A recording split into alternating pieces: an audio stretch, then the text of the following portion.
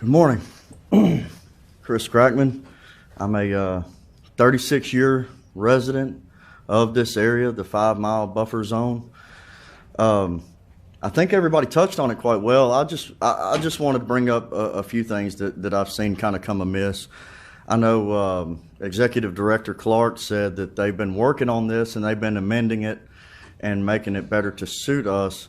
However, even in the thick of the COVID-19 pandemic, they've still been, as they've been amending the codes down, they've still been out in the rural areas passing out citations. Now, we have one case of a woman that's out in rural Caddo Parish, out in between cornfields and bean fields. Her house burned down, and so for the time being, she was living in a camper in her front yard. Well, she was given a violation warning for the blight of this camper, just a violation warning.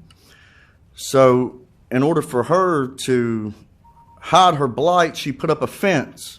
Well, then she got a 10-day citation for a fence that was too tall.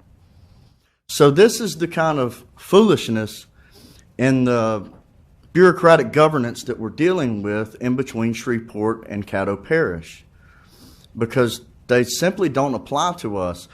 Now, it's easy for them to say, we'll amend it down almost as a promise. And now all of a sudden they're starting to produce codes that are amended down now that we're here. However, what's going to happen when Executive Director Clark is gone? What's going to happen when the Caddo Alliance for Freedom is gone? When all the Danny McCormicks of Caddo Parish are gone? Who's going to save rural Caddo Parish from these bureaucracies then? These appointed boards then? House Bill 697 is what's going to protect rural Caddo Parish citizens when we're all gone. And it comes up again, and Shreveport's struggling again, and they're looking out to rural Caddo Parish, the buffer zone, which is larger in landmass than the city of Shreveport. They're going to come out again and try again.